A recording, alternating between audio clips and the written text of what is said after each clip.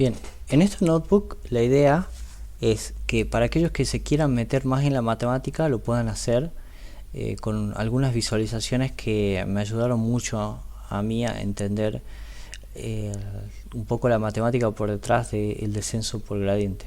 Por si no se enteraron hasta ahora y llegaron hasta acá, esto es completamente opcional, completamente válido si hay gente que no le interesa adentrarse demasiado en la matemática. Así que, bueno, para esa gente hasta luego. Para el resto, no me voy a meter a revisar cada una de las cosas de código en este caso. Solamente, primero hay una pequeña explicación de cómo llegamos. En el caso de la regresión lineal, este es un ejemplo con regresión lineal, si bien pueden sacar conceptos que son más generales del descenso por gradiente, estamos usando la regresión lineal. Y cómo llegamos a la famosa derivada utilizando la regla de la cadena. Bien, entonces de vuelta no me voy a meter, ustedes lo pueden ver videos de cómo funciona la regla de la cadena, si esto no les queda claro. Pero la idea es que podamos ver un ejemplo donde tengamos un solo punto, ¿no? Entonces no tenemos que lidiar con sumatoria en el error cuadrado medio, sino que va a ser un solo valor de x sub y un solo valor de y que le corresponde. Entonces va a ser un solo error cuadrado medio, digamos, también no va a ser una sumatoria. Esto es solo para simplificar, ¿no? Entonces, para aquellos que les interese ver cómo se llega a la derivada, sí pueden meterse en esta parte del código. Por lo general les diría que la salteen, porque lo que me interesa más es la gráfica, pero digamos esta parte los va guiando punto por punto cómo se va obteniendo la derivada. Y luego, después la idea es obtener acá a la izquierda, lo que vemos es la función de costo, que como habíamos dicho es una función cuadrática, y a la derecha vemos la derivada, ¿no? Entonces, ¿qué quiere decir? Acá este punto en la función de costo correspondería entonces a un valor de m, lo vemos acá de menos 1 y lo vemos aquí de menos 1, ¿no? Y el valor de la derivada es aproximadamente un menos 20. ¿Está bien? O sea que es muy negativo, o sea que en este caso el descenso por gradiente va a corregir mucho, va a ser un salto grande acá, y podríamos imaginar que caemos en este punto verde. ¿Está bien? O sea, exactamente dónde vamos a caer va a depender del hiperparámetro learning rate, si se acuerdan. Pero, podemos imaginar que si tenemos el learning rate adecuado, vamos a caer en este punto verde, ¿está bien? Que tiene un valor de m de 0.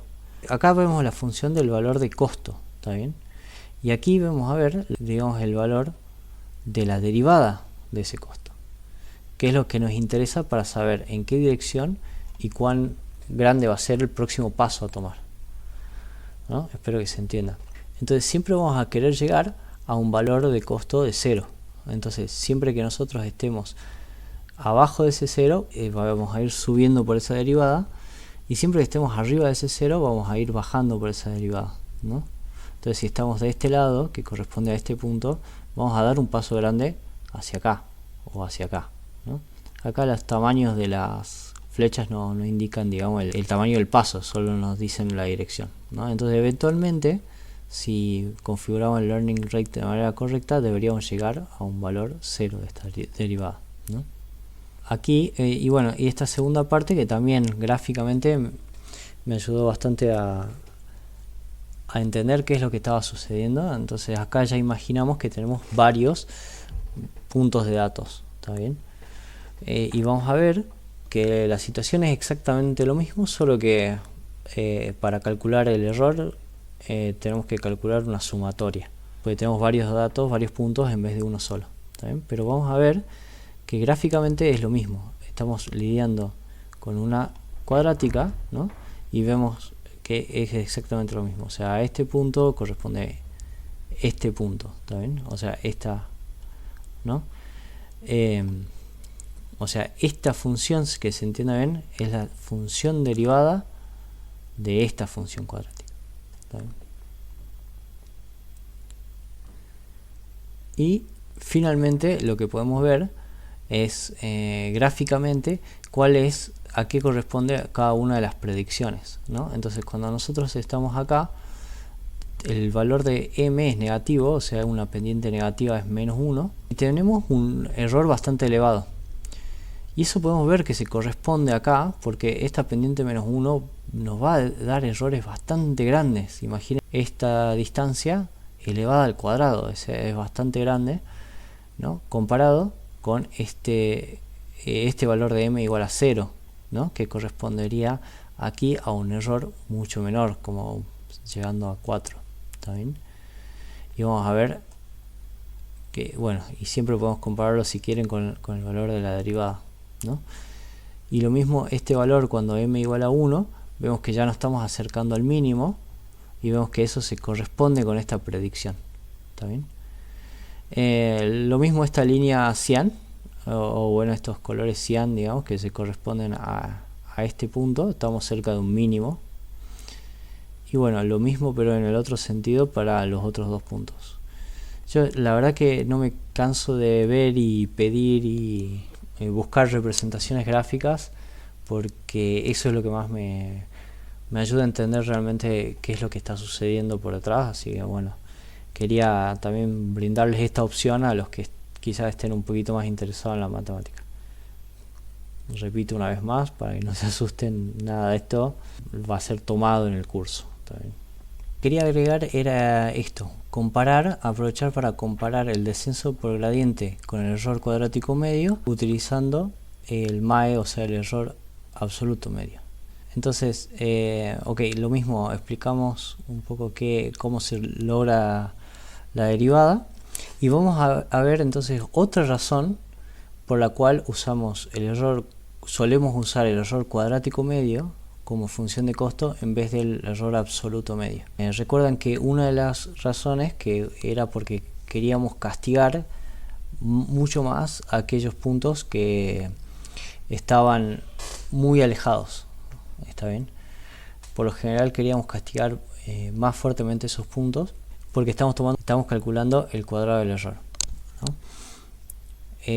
Pero acá hay otra razón y tiene que ver con cómo es la función derivada, o cómo sería esa función derivada si usáramos error absoluto medio. A veces se usa y hay que adaptar ciertos hiperparámetros para utilizarla, pero no tiene las ventajas inmediatas que tiene el error cuadrado medio.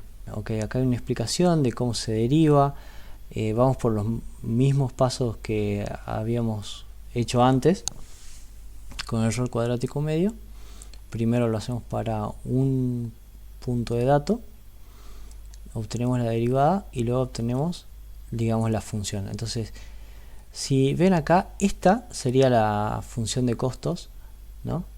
Y esto sería la derivada de la función de costos. En este punto, donde sería el mínimo, tiene la gran desventaja de que esta función no es derivable en este punto. ¿Qué quiere decir que no es derivable? Quiere decir que acá no podemos determinar una pendiente, ¿no? Si pensamos a la derivada como una pendiente de la curva, entonces díganme cuál es la pendiente en este punto. Entonces justamente el lugar a donde queremos ir, justo en ese punto, si es que llegamos a llegar, no es derivable, no vamos a poder tener una derivada. ¿Está bien? Entonces la otra desventaja que tiene es que, si ven, la derivada es constante. Después, o sea, de un lado y del otro, la derivada es una constante. Si ven, nos va a indicar, o sea, si yo estoy en este punto, nos va a indicar que me tengo que mover en esta dirección. La derivada no me va a decir cuán amplio, digamos, cuán grande tiene que ser el paso que yo tengo que dar en esta dirección, ¿no? Entonces, si yo no modifico nada más e intento usar el error absoluto medio, voy a terminar teniendo que dar un montón más de pasos, ¿no? Espero que se entienda esto. O sea, acá está graficada, digamos, esto sería la predicción en este punto azul, digamos, y m es igual a -1, ¿no? Y vemos que le estamos errando por mucho. O sea, acá el error cuadrático medio sería muy grande y el error absoluto medio también lo es. Sin embargo, el tamaño del paso o la corrección que damos va a ser igual que si estamos en este punto, por ejemplo. Entonces también caemos en la posibilidad de pasarnos para el otro lado, ¿no? Y estar en un bucle acá infinito y no salir nunca. Entonces esa es otra de las razones por las que se usa el error cuadrático medio, porque si comparamos acá donde están las pendientes, la pendiente es como que va disminuyendo y a medida que yo me voy acercando a ese mínimo, esa pendiente se va haciendo cada vez, esa derivada sería cada vez se va acercando más a cero y voy dando pasos cada vez más pequeños hasta, con algo de suerte, llegar a ese mínimo. Eso sí sería todo y espero que les sirva para algo. Muchas gracias por escucharme.